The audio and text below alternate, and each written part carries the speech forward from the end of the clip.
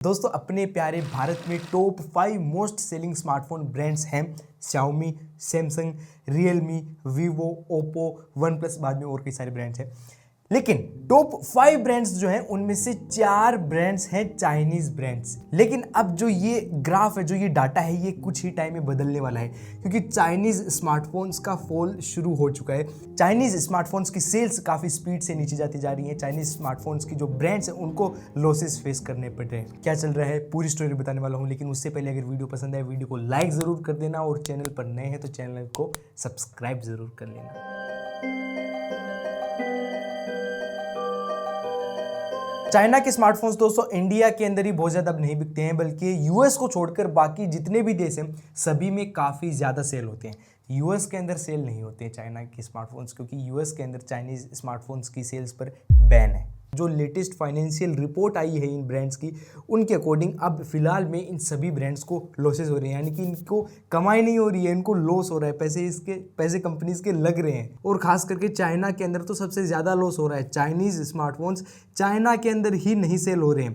अभी के टाइम में जो चाइना है उसके अंदर सबसे ज़्यादा चाइनीज स्मार्टफोन सेल होते हैं, लेकिन कुछ ही टाइम में जो इंडिया है उसके अंदर सबसे ज़्यादा चाइनीज स्मार्टफोन सेल होंगे। अभी सेकंड पोजीशन पर है इंडिया, कुछ ही टाइम में फर्स्ट पोजीशन पर आ सकता है। ऐसा क्यों हो रहा है इसको समझने के लिए हमको जाना पड़ेगा 2012 में, जब चाइनीज़ स्मार्टफोन्स ग्लोबल मार्केट में आए थे। 2012 से पहले भी चाइनीज़ स्मार्टफोन्स थे, चाइनीज़ ब्रांड्स थे, लेकिन वो केवल चाइना के अंदर ही अपने फ़ोन बनाते थे, चाइना के अंदर ही अपने फ़ोन बेचते थे। लेकिन 2012 में ये ग्लोबली अपने सारे स्मार्टफोन सेल करने लगे थे, अलग अलग देशों में अपने स्मार्टफोन सेल करने लगे थे।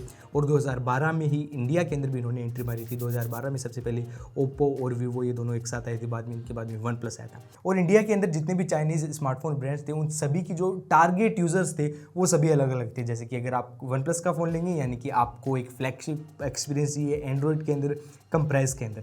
और अगर आपको बहुत अच्छी फ़ोटोज़ लेनी है, अच्छी अच्छी सेल्फीज़ लेनी है, तब आप वीवो का फ़ोन लें, क्योंकि Vivo as a camera phone माना जाता था उसको। यानी कि सभी के टारगेट यूज़र्स अलग अलग हैं, सभी ब्रांड्स के, सभी चाइनीज़ ब्रांड्स के। लेकिन एक चीज़ जो कि सभी चाइनीज़ स्मार्टफोन्स में सेम थी वो थी पैसे।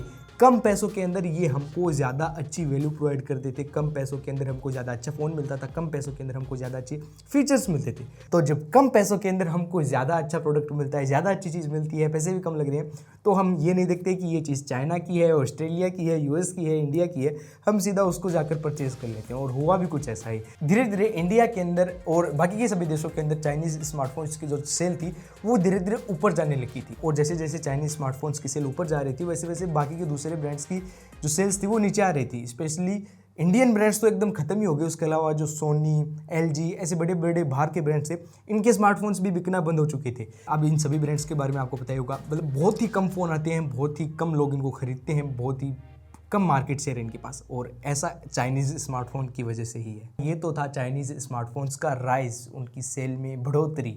लेकिन अब शुरू होने वाला था चाइनीज़ स्मार्टफोन्स का डाउनफॉल, उनकी सेल्स में डाउन, उनके लॉसेस। तो सबसे पहला जो लॉस हुआ या फिर सबसे पहला जो झटका लगा चाइनीज़ स्मार्टफोन्स को वो लगा 2019 में, 2019 में, जब डोनाल्ड ट्रंप यूएस के प्रेसिडेंट ने यूएस के अंदर चाइनीज़ स्मार्टफोन्स की सेल के ऊपर बैन लगा दिया। यानी कि 2019 के बाद से यूएस के अंदर कोई भी चाइनीज़ स्मार्टफोन सेल नहीं होगा एक्सेप्ट वन प्लस। और इसका रीज़न दिया कि ये जो प्राइवेसी है उसको मतलब खतरे में डालते हैं और नेशनल सिक्योरिटी के लिए ये रिस्क है, इसलिए हम इसको यूएस के अंदर बैन कर रहे हैं, ऐसा डोनाल्ड ट्रंप ने कहा। अब यहाँ पर काफ़ी सारा डाउनफॉल आया क्योंकि यूएस के अंदर जितने भी यूजर्स थे उनका वो फ़ोन नहीं बेच पाएंगे, तो यहाँ पर थोड़ा सेल के अंदर फ़र्क पड़ा। बाद में सोने पर सुहागा करने आ गया पैंडेमिक कोविड-19, और कोविड-19 में तो सबके लत्ते लग गए। जितने भी चाइनीज़ स्मार्टफोन के ब्रांड्स थे सभी की सेल एकदम नीचे जाने लगी। जो सप्लाई चेन थी, जो स्मार्टफोन की मैन्युफैक्चरिंग थी, वो इतनी नहीं हो पा रही थी, तो यहाँ पर थोड़े बहुत लॉसेज हुए, सेल्स काफ़ी ज़्यादा कम हो चुकी। तो पैंडेमिक के बाद में जितनी सेल्स चाइनीज़ स्मार्टफोन्स की 2012 में होती थी उतनी अब हो रही है। यानी कि 2012 में जितने चाइनीज़ स्मार्टफोन्स ओवरऑल पूरे ग्लोबली सेल होते थे उतने अब हो रहे हैं। वो ग्राफ कैसे बना, यहाँ पर 2012, वो ग्राफ ऐसे ऊपर गया 2016-17, बाद में ऐसे नीचे आना शुरू हो चुका था। अच्छा, अब इंडिया के अंदर भी जो हाल हैं चाइनीज़ स्मार्टफोन ब्रांड्स के वो इतने अच्छे नहीं हैं। आपने कई बार न्यूज़ के अंदर सुना होगा, न्यूज़ की सुर्खियों के अंदर कई बार ये आ चुका है कि जितने भी चाइनीज़ स्मार्टफोन ब्रांड्स के जो ऑफिसेज़ हैं, जो मेन ऑफिसेज़ हैं, उनके ऊपर कई बार ईडी रेड कर चुकी है। कई चाइनीज़ स्मार्टफोन ब्रांड्स के ऑफिसेज से कुछ पैसे भी पकड़े गए हैं करोड़ों के अंदर। तो यहाँ से आप अंदाज़ा लगा सकते हैं कि जो गवर्नमेंट है वो भी चाइनीज़ ब्रांड से इतनी ज़्यादा खुश नहीं है। बीच में तो एक बार ऐसी भी खबर आई थी कि 12,000 से नीचे की जितने भी चाइनीज़ स्मार्टफोन ब्रांड्स हैं उनको गवर्नमेंट बैन कर रही है। 12,000 से सस्ते कोई भी चाइनीज़ स्मार्टफोन से नहीं बिकेंगे, लेकिन ऐसा नहीं हुआ, नहीं किए बैन। लेकिन इसके बाद भी ऑटोमेटिकली कई सारे चाइनीज़ ब्रांड्स ने 10-12 हज़ार के नीचे के स्मार्टफोन्स बनाने बंद ही कर दिए हैं। कितना टाइम हो गया है, ओप्पो वीवो का कोई भी 10-12 हज़ार की रेंज के अंदर कोई भी स्मार्टफोन नहीं रिलीज़ हुआ है। ऐसा क्यों?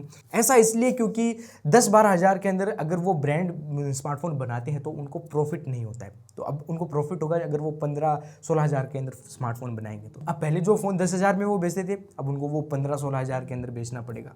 तो अब ऑटोमेटिकली जो पब्लिक है, जो उनकी यूज़र्स हैं, वो खुश नहीं होंगे, क्योंकि भाई जो पहले फ़ोन हमको 10 हज़ार में मिल रहा था वो हमको 15 हज़ार में मिल रहा है, 16 हज़ार में मिल रहा है, तो हम आपका फ़ोन क्यों लें? और भी तो कई सारे ब्रांड्स हैं, उनका फ़ोन हम ले लेंगे।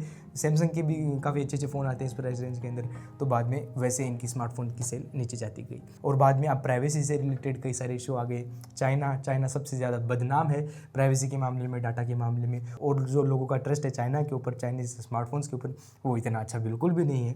तो जो लोग प्राइवेसी को लेकर बहुत ज़्यादा एकदम स्ट्रिक्ट हैं, वो चाइनीज़ स्मार्टफोन्स को थोड़ा से दूर रखते हैं। और उसके बाद में जो चाइनीज़ स्मार्टफोन्स थे उनके अंदर एड्स कई जगह आने लग गए थे। बाद में डाटा का भी थोड़ा बहुत इधर उधर हुआ था, प्राइवेसी से रिलेटेड कई सारे इशू आते हैं। तो इसकी वजह से भी अब लोग चाइनीज़ स्मार्टफोन्स को प्रीफर नहीं करते हैं। और जैसा कि 2012-13-14 में हुआ था, चाइनीज़ स्मार्टफोन ब्रांड्स की सेल्स ऊपर गई थी, वैसे वैसे दूसरे ब्रांड्स की सेल्स नीचे आ गई थी। अब भी कुछ वैसा ही हो रहा है, लेकिन उसका उल्टा हो रहा है। चाइनीज़ स्मार्टफोन ब्रांड्स की सेल्स नीचे आ रही हैं, बाकी के दूसरे ब्रांड्स की सेल्स ऊपर आ रही हैं। तो जैसा वो कहते हैं ना, हिस्ट्री रिपीट्स, तो एग्जैक्टली ये कुछ वैसा ही हो रहा है। तो यही थी पूरी चाइनीज़ स्मार्टफोन ब्रांड्स के डाउनफॉल की कहानी। कैसी लगी आपको वीडियो ज़रूर कमेंट्स में बताना, और वीडियो अच्छा लगे तो वीडियो को लाइक कर देना। चैनल पर अगर आपने अभी तक चैनल को सब्सक्राइब नहीं किया है, चैनल को ज़रूर सब्सक्राइब कर देना। मैं मिलता हूँ आपसे अगली वीडियो में, तब तक के लिए जय हिंद, जय भारत।